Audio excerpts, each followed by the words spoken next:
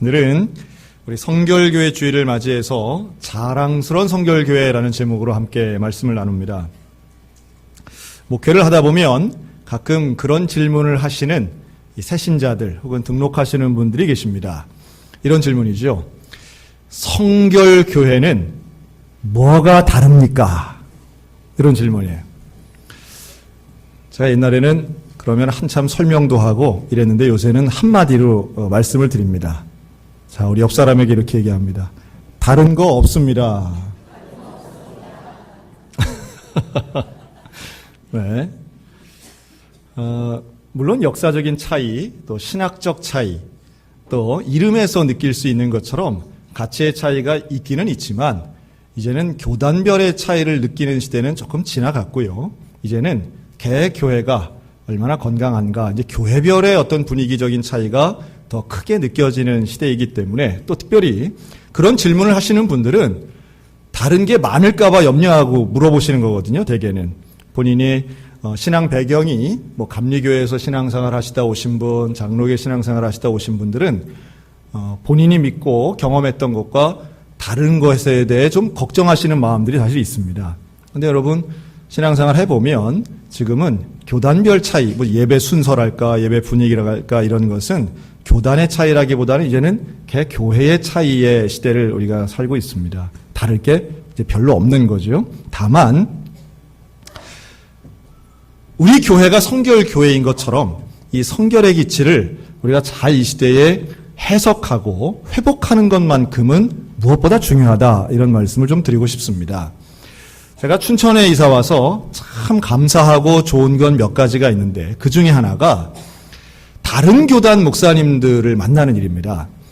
다른 교단 분들과 만나면 참 춘천은 성시화가 시작된 도시여서 그런지는 모르겠는데 참 협력도 잘하시고, 뭐 물론 감리교회가 더 많아 보이더라고요. 그런데 감리교회, 침례교회, 또 순복음교회, 물론 장로교회 목사님들, 통합 측, 합동 측 목사님들 제가 이렇게 다 거의 골고루 만나게 되더라고요. 이렇게 함께 만나면 골고루 또 다 계시고 얼마나 이 친근감 있게 대해 주시면서 함께 협력하는 게 참 감사했습니다. 그리고 춘천에 정말 훌륭한 목사님들이 많으시고 또 교회들마다 하나같이 역동적이고 또 살아있는 영성을 가지고 하나님 앞에 예배를 드리는구나, 이런 거 생각하면 얼마나 감사한지 몰라요. 그리고 저는 성결교단에서 자랐고 성결교회 목사로서 평생 성결교인으로 살아온 사람으로서 우리 성결교회에 대한 자부심이 있습니다. 규모와 상관없이 우리 성결교회가 지금 현재 전 세계적으로 우리 한국에만 있는 건데요. 한인들이 세운 외국에 있는 성결교회까지 포함해서 약 2,500개 교회, 약 70만 성도가 지금 있습니다. 근데 그 규모와는 상관없이 우리가 생각하는 민족 자생교단, 뭐 이런 말 하지 않습니까? 또 우리가 갖고 있는 소위 말해 정치제도나 또 아니면 성례전이 맨 앞에 있는 것이 아닌 성결이 교회의 이름에 있다는 것은 우리가 지향하고 있는 게 무엇인가를 대변한다고 봅니다. 오늘 하나님께서 이렇게 말씀하시죠. 내가 거룩하니 너희도 거룩하라. 저는 오늘 이 거룩과 성결을 좀 같이 사용하려고 하는데요. 이 조금 의미는 좀 다르죠. 그런데 우리가 어원적 의미를 잘 모르는 분들도 거룩하다 이렇게 얘기하면 우리가 생각하는 어감이 있습니다. 어감. 그것은 하나님은 거룩하신 분이야. 아마 어마어마하고 신비롭고 정결하고 아주 완벽한 이런 것이 떠오르시는 분들. 그런데 오늘 말씀은 그런 하나님이 이렇게 말씀합니다. 내가 거룩하니, 하나님이 거룩하니 너희도 거룩하라. 이것은 하나님의 명령인 줄로 믿습니다. 명령임과 동시에 그러면 우리도 거룩해질 수 있을까요? 없을까요? 거룩해질 수 있다라고 하는 하나님의 약속인 줄로 믿으시기 바랍니다. 이 거룩함은요, 그래서 물론 정결한 것, 또 온전한 것, 그래서 이 거룩함을 우리가 경험하고 성령의 충만함으로 죄의 유혹을 이겨내고 그 생활을, 거룩함의 생활을 유지하는 것을 우리는 성결이라고 말합니다.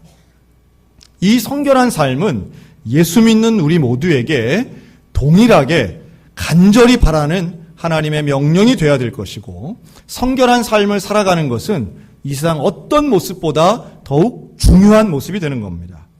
진짜 우리가 성공하려면 성결한 삶을 살아야 될 줄로 믿습니다.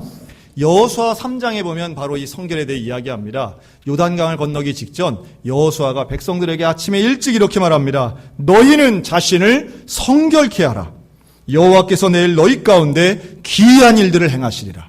성결하면 하나님의 역사를 볼 줄로 믿습니다. 그들이 성결해서 하나님의 법궤를 메고 요단강에 들어갈 때 강물이 갈라지고 가나안 땅에 드디어 입성을 하게 되는 겁니다.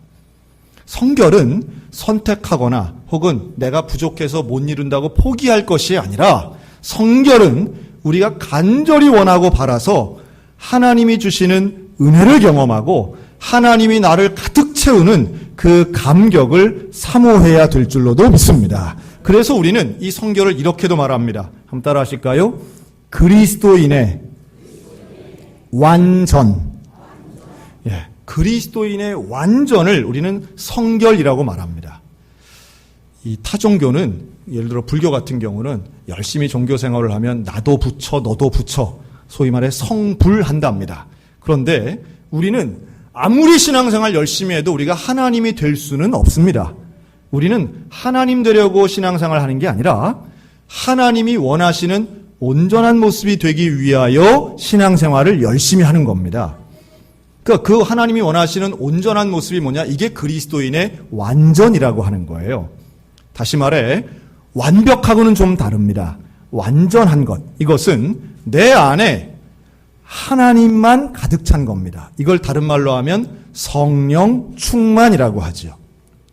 마치 컵에 물이 가득 차면 다른 것이 들어갈 수 없는 것처럼 내 안에 성령이 가득하면, 말씀이 가득하면 죄의 유혹이 온다 할지라도 그 유혹을 벗어날 수 있다는 논리입니다.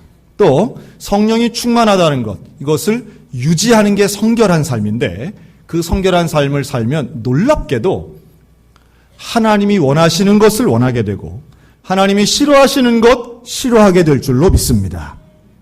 이제 그럴 때 일어나는 현상이 그리스도인의 완전인 거예요. 뭐 지식이나 건강이 뭐 슈퍼맨이 된다 이런 뜻이 결코 아닙니다. 여전히 몸이 아플 수 있고 여전히 내가 무지한 사람일 수 있겠지만 성령 충만함을 받아 성결의 은혜를 경험하면 죄의 유혹을 이겨내고 하나님이 원하시는 정직하고 온전한 삶을 살게 된다라고 하는 의미에서의 그리스도인의 완전입니다. 자, 그러면 우리는 그 그리스도인의 완전을 어떻게 살아야 되나? 오늘 읽은 베드로전서 1장의 말씀은 사실은 구약에 똑같은 본문이 하나 더 있습니다. 레위기 11장 44절 45절인데요. 이 레위기 11장에는 내가 거룩하니 너희도 거룩하라 라고 하는 말씀과 함께 아마 읽지는 않으셔도 들으셔서 아시는 분들이 많을 겁니다. 이 레위기 11장에는 먹는 것, 음식에 대한 율법이 가득히 써 있습니다.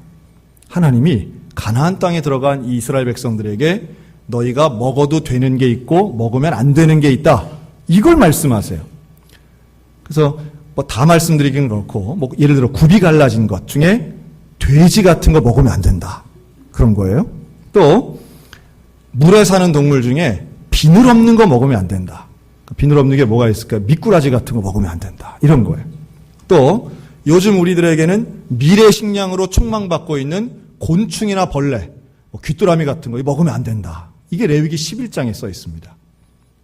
또 우리 아마 오늘 오신 분들 중에는 선지국 좋아하시는 분 혹시 계실지 모르겠습니다. 선지 뭘로 만드는 거예요? 피로 만들잖아요. 그거 먹지 말아라. 피 먹지 말아라. 이렇게 말씀해요. 저는 이게 되게 궁금했습니다. 하나님이 다른 건 몰라도 돼지는 좀 양보하기가 어렵더라고요. 그렇잖아요? 돼지고기는 맛이 있어요, 없어요?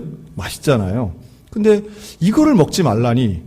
그런데 먹지 말라고 하는 이유가 있어요. 정결치 않다는 거예요. 부정하다는 거예요. 야, 그래서 저는 어릴 때 그런 생각도 했습니다. 아니, 부정한 건 왜 창조하셨나? 부정하다고 먹지 말라고 하는 걸 왜 창조하시고 왜 먹지 말라고 그래? 근데 하나님이 창조하신 것 중에 원래부터 부정한 존재가 과연 있을까? 그렇진 않다는 거예요. 그렇지 않은데 왜 하나님은 이 레위기 11장에서 그렇게 부정하다면 창세기부터 먹지 말라고 해야지 왜 레위기 11장에서 먹지 말라고 할까? 그리고 지금 우리는 그걸 먹어요, 안 먹어요? 많이 먹어 문제잖아요. 왜 지금은 우리는 그걸 먹고 있는가? 또 왜 먹어도 되는가? 왜 그때는 안 되는 게 지금은 되는가? 이 질문이지요. 여전히 많은 이단 교회들은 그거 바뀌지 않았다. 우린 돼지고기 안 먹는다. 또 여전히 그런 음식의 율법을 지켜야 한다고 얘기하는 이단 종파들도 있습니다. 하지만 우리는 그걸 지키지 않아도 된다고 이야기합니다. 그 이유가 있어요. 먼저 이걸 안 먹어야 되는 이유를 먼저 말씀을 드리면 물론 과학적으로 위생적인 이유도 있습니다. 예를 들어 돼지고기 같은 거 오랫동안 두었다 먹으면 당연히 상하고 이때 당시의 날씨 기후로는 여기서 나오는 먹지 말라고 하는 것들이 대개 사실은 일반적으로 먹지 않는 것들입니다. 그리고 두 번째 이유가 더 중요한데요. 하나님께서는 가나안에 가서 음식으로 구별되는 삶을 살길 원하셨다는 거예요. 자, 거룩하다라고 하는 말의 그 언어의 의미는 구별되다는 겁니다. 이 차이가 있다는 거예요. 뭔가 다르다는 거예요. 이게 거룩입니다. 죄로부터 구별되고 세상으로부터 구별되는 거예요. 함께 있지만 다른 거예요. 다른 것이 보여지는 게 거룩입니다. 이들끼리 살던 광야에서는 하나님이 이런 율법을 주시지 않았어요. 그런데 가나안에 들어가면서부터 이런 율법을 주십니다. 왜 주십니까? 너희는 가나안 족속과 섞이지 말라는 거예요. 가나안 사람들과 섞여서 그들의 율법과 그들의 풍습을 따라가지 말고 누구 말에 순종해야 된다? 하나님 말씀에 순종하는 삶을 살아야 된다. 그리고 그 구별되는 모습의 형태로 대표적으로 음식의 율법을 주십니다. 왜 음식이었을까요? 음식이 구별되면 서로 교제하기 어렵습니다. 친해질 수가 없어요. 음식이 달라지면, 문화가 다르면 서로 마주보고 친하게 어깨동무할 수가 없다는 겁니다. 돼지고기가 문제가 아니라 구별되는 삶이 그 율법의 이유였던 것이죠. 그래서 주님은 여기에 대해 율법은 다른 것이 아닌 하나님 앞에 순종하는 삶을 의미하는 것입니다. 그런데 문제는 사람은 항상 그러한 형식과 내용에 대해서 처음 형식은 분명히 이유가 있는 거예요. 내용을 잘 지키라고 하는 겁니다. 내용을 소중하게 여기는 하나님 앞에 순종하고 섞이지 않고 하나님 뜻만 온전히 따라가게 하기 위해서 형식이 있는 거예요. 그런데 시간이 지나보면 어떻게 되느냐? 형식이 내용을 덮어버립니다. 이게 율법주의, 형식주의가 되는 거예요. 뭐 괜찮습니다. 자꾸 쳐다보면 당황해서 더 소리가 안 꺼집니다. 그런데 그러한 형식이 어떻게 되느냐? 시간이 가면서 결국은 하나님께 순종하는 것보다 율법을 지키는 게 더 중요한 사람들이 돼버리는 거예요. 그래서 신약 성경에 보면 베드로에게 하나님이 무슨 환상을 보여주시는가 하면 하늘에서 바로 이 부정하다 생각하는 음식들을 보자기에 다 싸가지고 내려보냈죠. 먹으라 합니다. 하나님이 먹으라 하니까 베드로가 뭐라 그래요? 먹을 수 없습니다. 부정한 거 먹을 수 없습니다. 그래요. 그런데 그때 하나님 뭐라 그러십니까? 내가 정결하다 하는데 왜 네가 부정하다 하느냐고 말씀합니다. 정결함과 부정함의 기준이 내가 아닌 하나님이 되는 것이 거룩한 삶인 줄로 믿으시기 바랍니다. 되게 중요한 이야기예요. 하나님이 기준이기 때문에 하나님이 먹지 말아라 하면 먹지 않는 것이고 먹어라 하면 먹는 것이 거룩함이라고 말씀하는 거예요. 근데 우리는 항상 이게 뒤집어집니다. 뭐예요? 내 마음에 들면 거룩함 같고 내 마음에 안 들면 타락한 것 같아 보이는 거예요. 그게 아니라는 거예요. 하나님의 뜻을 온전히 알고 하나님 말씀에 순종하는 삶이 세상과 구별되는 거룩한 삶인 줄로 믿으시기 바랍니다. 자, 이쯤 되면 이제 내용이 중요하니까 그럼 형식을 어떻게 해야 되는가 이런 생각이 좀 들 수가 있습니다. 항상 이 거룩에 대해 얘기하면 목사님들이 예화로 이런 예화를 옛날에 많이 드셨어요. 한 90년대 이후부터 항상 이 말씀을 하시더라고요. 여러분 성경책을 들고 갈 때는 어떻게 들어야 됩니까? 옆에 각도를 맞춰서 이렇게 옆에 딱 붙이고 이렇게 이제 가야 되죠. 그리고 기도를 할 때는 주여를 어떻게 불러야 돼요? 주실 줄로 미시.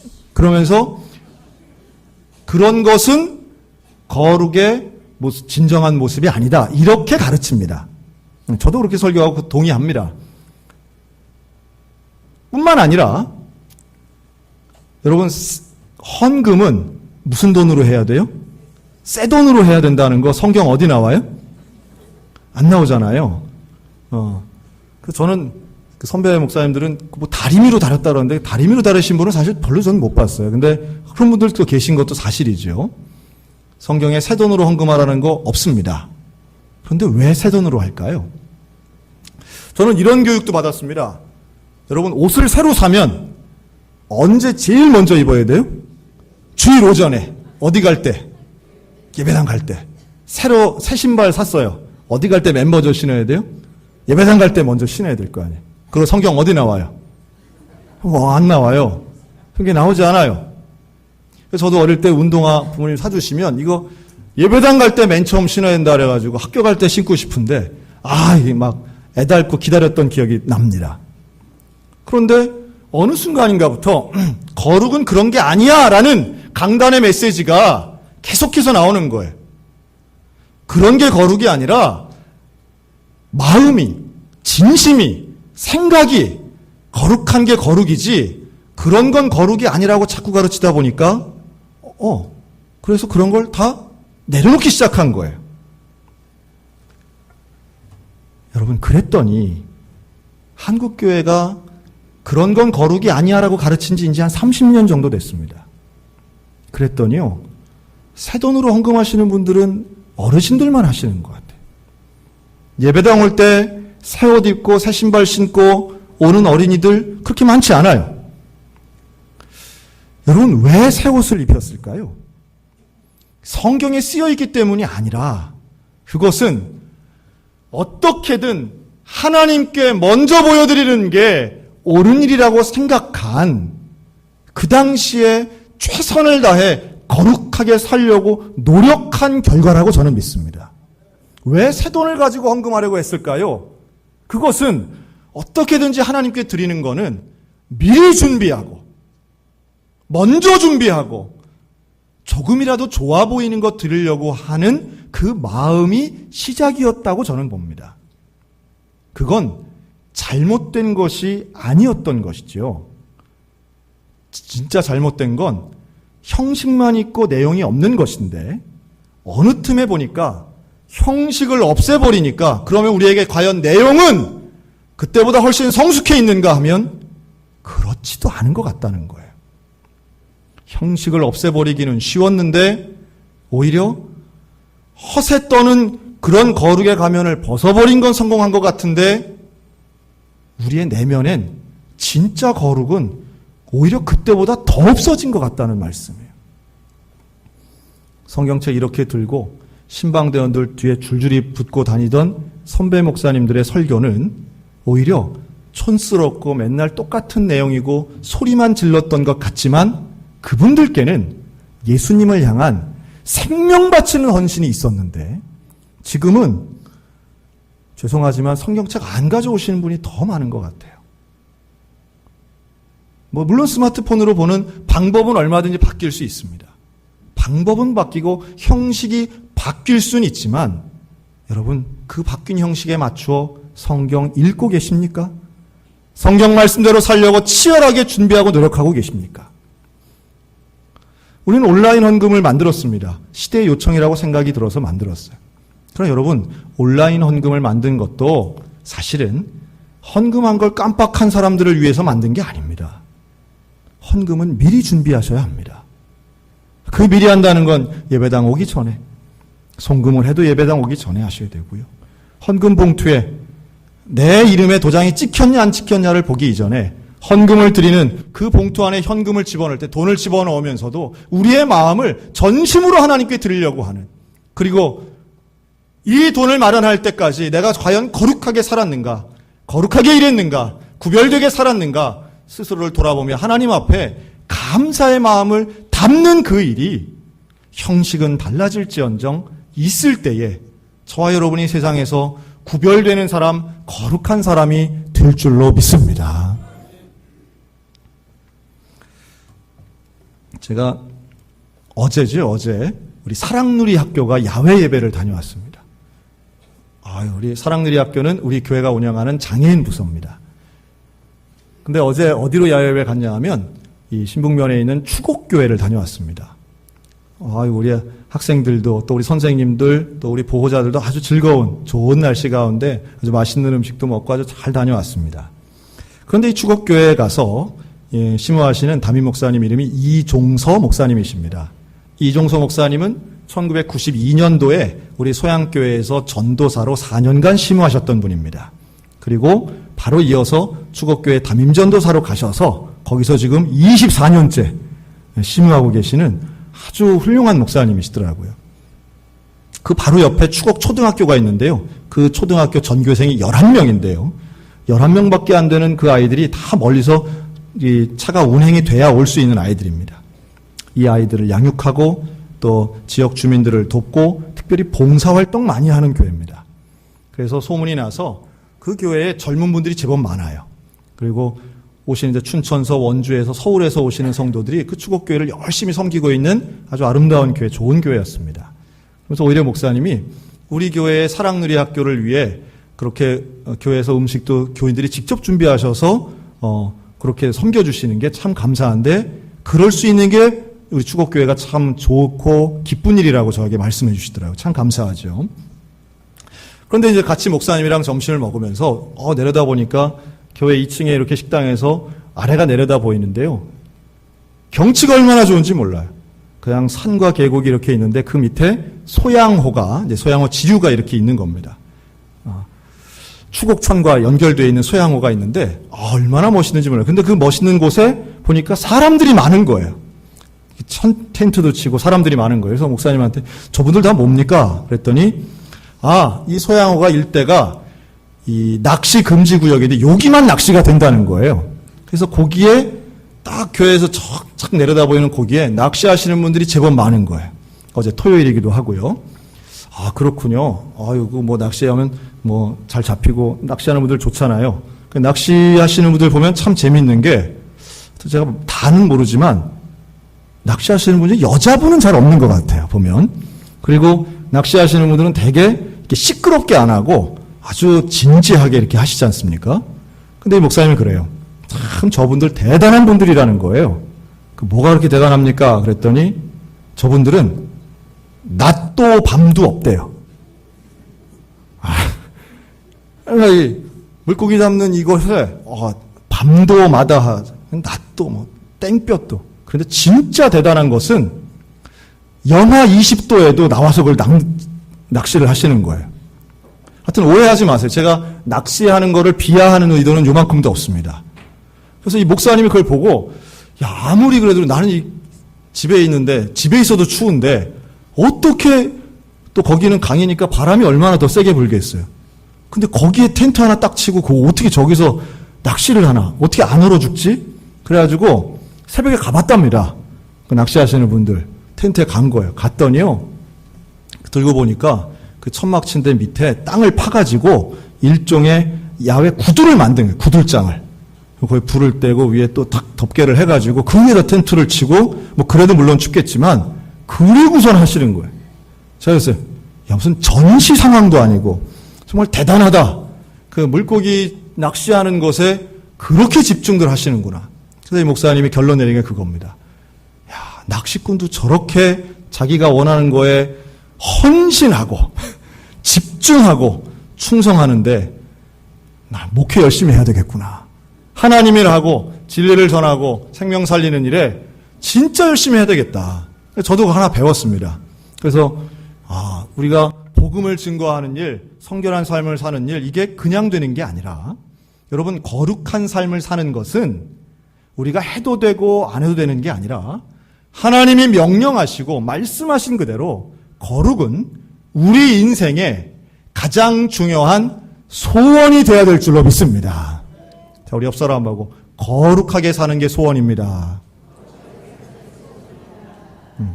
거룩한 삶이 나의 소원되고 우리 가정의 소원이 되었으면 참 좋겠어요. 우리 성결교회에 처음으로 제1호 목사님이 되신 분이 두 분 계십니다. 김상준, 정빈 목사님입니다. 이 김상준, 정빈 목사님은 우리 성결교회의 제1호 목사님이기 때문에 다들 이제 이름을 알죠. 근데 이 두 분이, 이 김상준 목사님은 이제 평안남도 출신이고, 정빈 목사님 황해도 분이세요.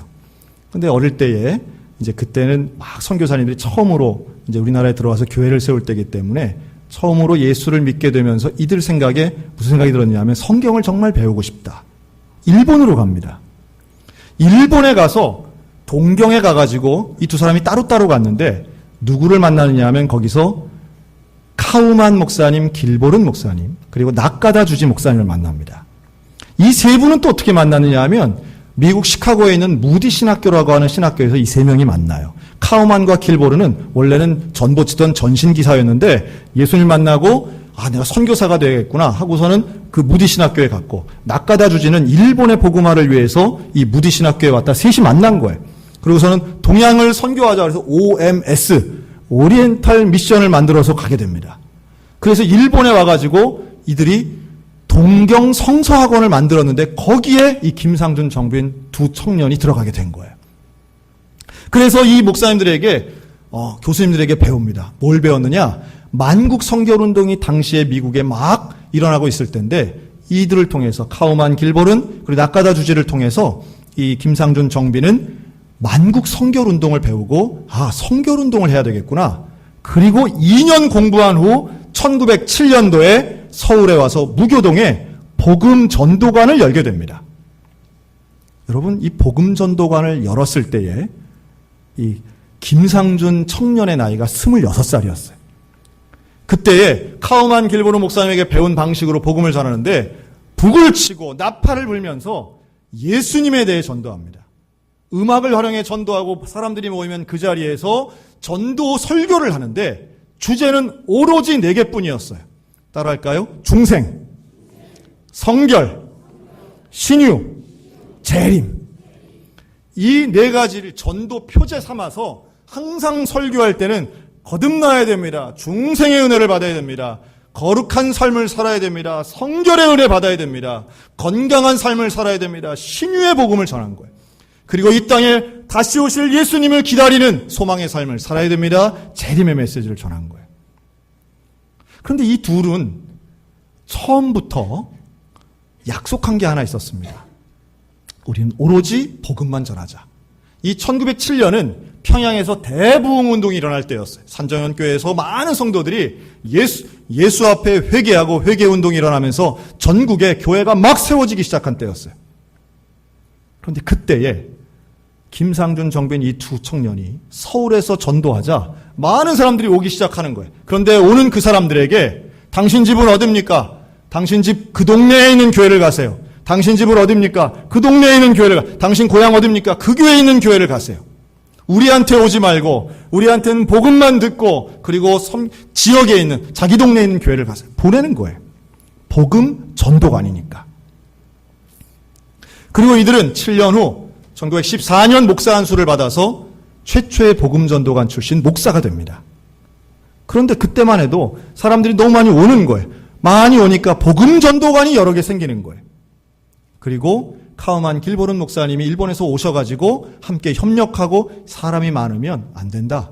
교회가 돼야 되겠다. 교회를 세우기 시작합니다. 그리고 그 교회가 우리 성결교회의 이름을 달게 됩니다. 재밌는 것은요, 성결교회란 이름을 달고 교회가 시작하고 교회가 성장하기 시작하자 정빈 목사님은 이렇게 얘기해요. 나는 교단 만들려고 복음 전도관 한 게 아닙니다. 나는 복음 전도자일 뿐입니다. 하고 떠나십니다. 그리고 홀로 북만주에 가서 복음 전하다가 돌아가시고요. 김상준 목사님도 독립운동을 하시다가 돌아가시게 됩니다. 그 젊은 청년들이 소위 말해 교인수를 늘리려는 것이 아니라 오로지 복음만 증거하다가 하나님 주신 사명을 감당한 그 역사가 우리 성결교회에는 고스란히 있습니다. 그런데 100년이 지나고 우리 성결교회는 복음전도관이 아닌 교단이 되었습니다. 마찬가지로 지금 있는 여러 교단들과 마찬가지로 역시 교세가 중요하고 교단 안에 있는 여러 조직이 중요하고 전통이 중요한 교회가 된 것도 사실입니다. 그러나 우리에게 있는 이 믿음의 유산, 또 선배들이 준 복음 전파의 그 순수한 사명의 의지는 저는 목회를 하면서 이 역사를 읽고 공부하며 새롭게 깨닫는 게 있습니다. 아, 하나님의 교회는 조직이 아니라 사명이구나. 또 성결한 삶이라고 하는 것은 어떤 제도에 의해서 되는 것 아니고 한 사람 한 사람의 헌신과 하나님을 만나는 영적 경험에 의하는 것이구나. 저는 이것이 우리 소양교회 가운데 이런 성결함의 경험이 일어났으면 좋겠습니다. 우리 모두가 내가 거룩하니 너희도 거룩하라 말씀하신 그 하나님의 거룩 명령, 그리고 우리 많은 신앙의 선배들이 순교를 경험하면서까지도 타협하지 않았던 그 성결의 신앙이 오늘 우리들 가운데에도 함께 일어났으면 좋겠어요. 그래서 우리 성결교회는 일제강점기에 타협하지 않은 교회, 그래서 신사참배를 하지 않으므로 교단 전체가 폐쇄되는 역사를 가지고 있는 교단입니다. 몇 개 되지 않는 교단이죠. 그런데 그러한 고집과 순수함과 성결의 삶을 주장하던 그 역사를 우리는 많이 잊어버리고 있지 않는가 하는 회개가 목사인 저에게는 있습니다. 오늘 우리 모두에게 이런 성결의 복음이 다시 회복되는 오늘 이 아침이 되셨으면 좋겠습니다. 그리고 우리 인생이 세상과 구별되는 진정한 거룩함, 세상과 구별되는 것은 다름 아닌 하나님이 중심이고 하나님 말씀이 중심이고 내 안에 가득한 그 하나님의 말씀이 내가 거룩하니 너희도 거룩하라. 여러분, 거룩함의 삶을 가지고 이 시대에 성결한 횃불을 높이 들고 하나님이 원하시는 것 원하고 하나님이 싫어하시는 것 싫어하는 결단력 있고 온전한 믿음의 모습을 보이는 이 시대의 성결인들 다 되시기를 주님의 이름으로 축원합니다. 아멘.